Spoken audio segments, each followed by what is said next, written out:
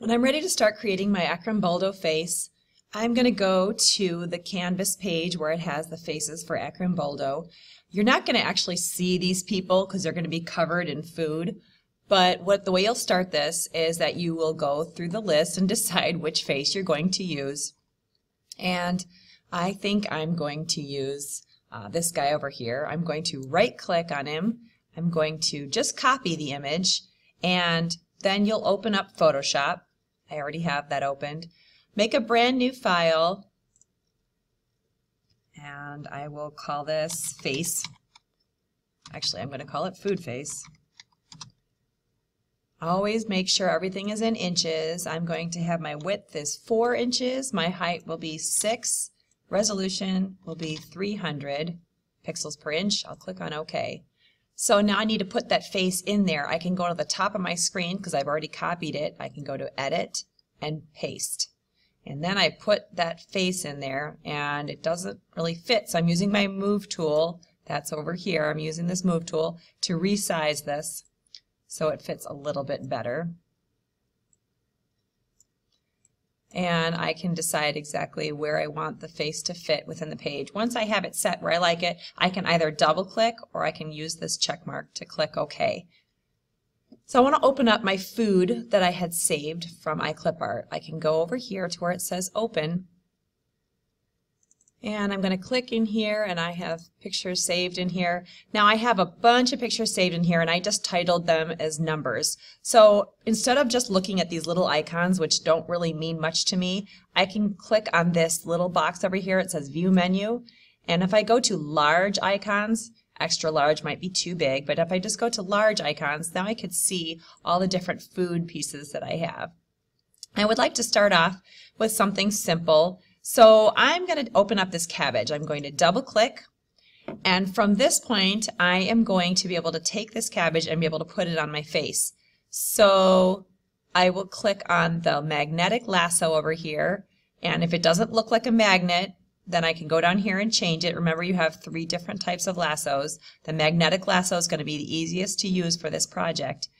If I click, and occasionally I have to click just to kind of remind it exactly where I want my line to go. And if I get bumped, I can always go backspace and move my mouse back to where the space where I want it to go. If it gets all out of control and I can't make it stop, you can always press Escape on your keyboard, and then you can start over.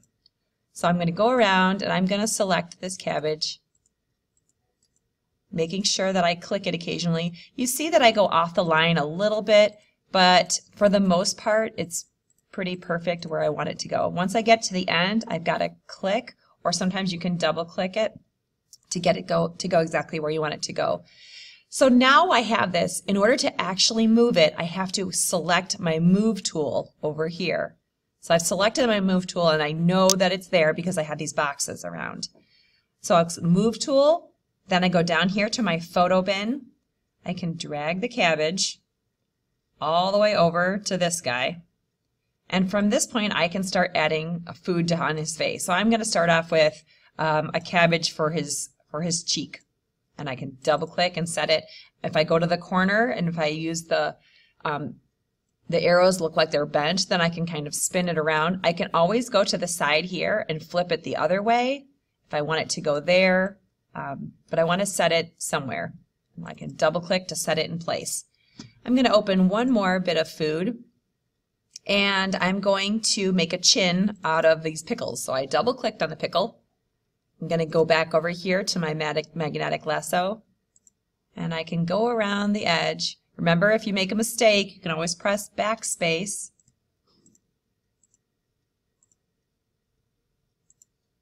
And so I have these little marching ants around here. That tells me that I have the selection made. Over to my Move tool, photo bin, drag the pickle all the way over to his face, and from that point I can create a new chin out of this pickle. So I double click. Now my picture is looking a little small. I'm going to go over here to the Zoom tool. That's my magnifying glass over here, and if I click in this area, then I can zoom in even closer. So I'm going to go back to my Move tool, and I can move that around. If I want this pickle to go underneath the cabbage, over here I could see my layers. if I click on layer, and I can see where all these things are. I can click on this layer, that's where my pickle is, and put it underneath the cabbage, and now it slides right underneath there. Each facial feature you want to create using different types of food, so remember to adjust your layers as you're going along. Use different types of food for each facial feature. I'm hoping to have at least 15 different types of food on your person's face. You can add a bunch of extra things like eyelashes and eyebrows, and that makes the features stand out even more. And have fun with it. Give him jewelry, give him an ear piercing, put a pick in his hair. You could do all sorts of fun things. Make it original, have fun with it,